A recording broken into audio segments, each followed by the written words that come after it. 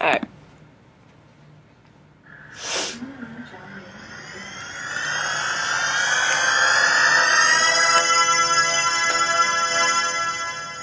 Hey folks, welcome to the video lecture concerning the Civil War and the aftermath called Reconstruction.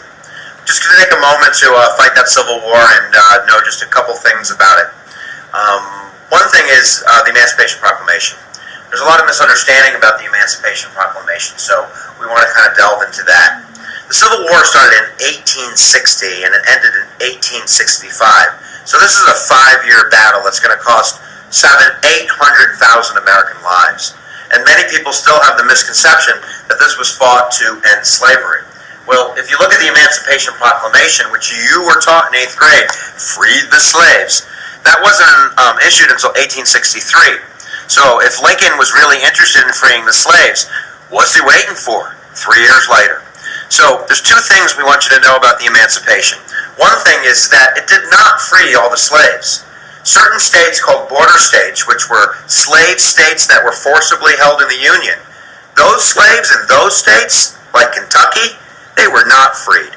The Emancipation Proclamation only freed slaves in rebelling territories. So, the second concept has a lot to do with executive power. And we say that during times of crisis, civil rights become limited. That's a thesis statement. We're going to find this is true in World War II with Japanese Americans, with Arab Americans after 9/11, and with rebel citizens during the Civil War. So there's a Latin term in the Constitution called habeas corpus. And habeas corpus means show me the body. And it's your most basic civil liberties that are embedded in the original text of the Constitution. Not the Bill of Rights, that comes later. But this idea that if you're arrested, you should know why. That there should be some type of due process, some type of system, so there's checks and balances, and you're not just arrested for no reason. Well, habeas corpus has been suspended a couple times in American history. One of those times was during the Civil War. Abraham Lincoln suspended habeas corpus in order to arrest and throw in jail anybody suspected of being a rebel in the border states. This kept those border states in the Union. So two major ideas so far about the Civil War. One of them has to do with habeas corpus and civil liberties. Watch your rights go down and the president's rights get expanded. And the second idea is the Emancipation Proclamation, about how it did not free all the slaves, but rather it freed only slaves in rebelling territories. So then the question becomes with emancipation, well, why do it at all? And the answer is simple. In 1863, foreign powers in Europe who were watching this football game quite closely are really rooting for the South. Remember, we left Great Britain, we fought the Revolutionary War, there's no love lost between us and Great Britain. So you can almost see Great Britain on the sidelines going, go rebels, go rebels. So that's worrisome to Lincoln. If the Confederacy gain access to new materials and generals and money, this is going to get nifty-50. So what we need to do is we need to turn this war rather about tariffs and sectionalism and money and expansion of slavery, make it about slavery. Free the slaves. And then England, France, and countries who are watching on the sideline, they're not going to jump in on the side of the slave states. They're not going to jump in to defend slavery. So that's going to keep them out of the war. In the long run, the North is going to win because of Mo. More resources, more men, more money, more population. The South, I'm sure, had the intent. I'm sure that they had the will, they had the drive, but in the long run, at the end of the day, the North is going to outlast the South. So, now let's go to the next section. This might deserve its own video lecture, but we're going to sneak it in, which is Reconstruction. So, let's take Reconstruction slowly. Reconstruction is the idea that after the Civil War, something needs to be done in order to build the South up, in order to have a process to get the South to come back to the country. I call this the hog and slug thesis. There are two basic sides in Reconstruction. There's the president's side, and we have two presidents, Abraham Lincoln, who was then assassinated, and a Southerner, Andrew Johnson from Tennessee. Both of these presidents want to hug the South. They want to hug the South because they never see that the South left in the first place. In their minds, the Union is unbreakable. So therefore, there's no need to punish the South in order to have them come back in the Union. Think of it this way. If Lincoln and I guess Johnson are fighting the Civil War to save the Union, to save the marriage, to get the wife to come back home to the husband, to the federal government, once she decides to come back home, there's no need to punish her. You just open your arms and you give her a big hug and you kiss and make up and move on. Of course, freedmen, ex-slaves are not going to win in this equation. And again, this illustrates the point that Lincoln, and especially Andrew Johnson, they're not in it to help African Americans. They're in it to save the Union.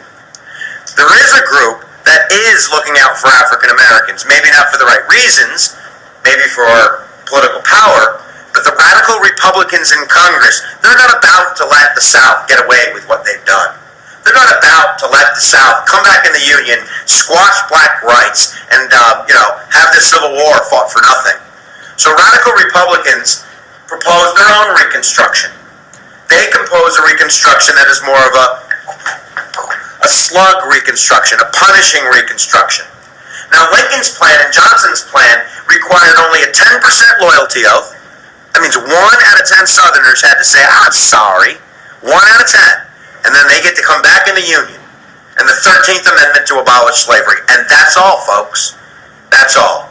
Let me sneak in. They wanted the Freedmen's Bureau. But at the end of the day, there's nothing to protect African American rights. So, in response, the radical Republicans pushed through their own Reconstruction. 13th Amendment, abolish slavery. 14th Amendment, my favorite amendment. We'll go over that in a second. And 15th Amendment, which is black male vote. Let's do 14th Amendment and show why that 14th Amendment was the most punishing of amendments for the South. And it was a requirement for them to come back to the Union. Not only did the 14th Amendment guarantee citizenship for African Americans, and giving them all the rights and privileges of all other Americans, but it had what's called the Equal Protection Clause. It's on my fridge. It's in my bedroom. I love it. Listen to the words carefully, and I'm going to summarize them. No state shall deny its citizens equal protection under the law. Now, I'm just going to go over here and grab my friend, the Bill of Rights. And here's the idea, folks. The Bill of Rights protects you from the federal government, from daddy. What the 14th Amendment does is it says no state, Mississippi, shall deny its citizens, free blacks, from equal protection under the law. The 14th Amendment is really taking this off the wall, off the federal wall, and it's bringing it down to the states eventually. So, 13th Amendment, 14th Amendment, 15th Amendment, 50% loyalty oath, the Freedmen's Bureau, to have a school for African Americans to learn to read and write, get back on their feet. These are the main features of the slug Reconstruction Plan, or the radical Reconstruction Plan. African Americans did prosper for a small amount of time during Reconstruction. Not all African Americans, but the last part of the plan was the plan that guaranteed that blacks would be able to vote and blacks would be able to participate for just a little bit while. I'm sure that they thought it would be longer than that. But it was military occupation. Leave the troops in the South.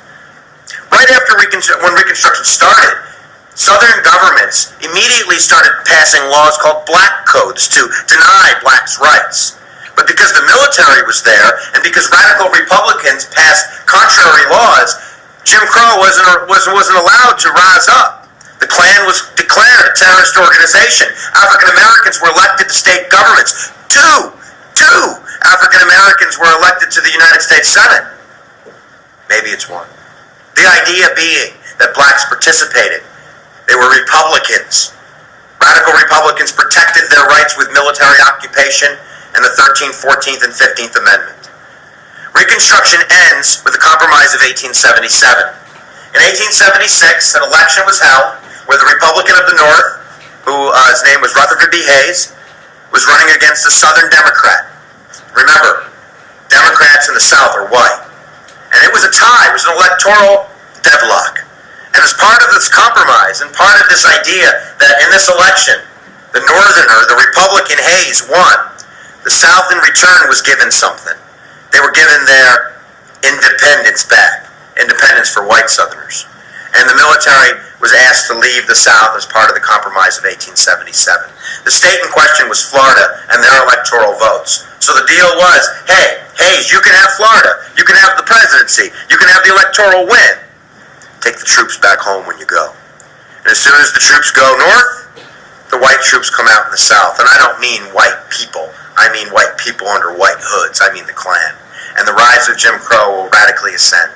And that'll be the end of black rights for another 75 years in the South.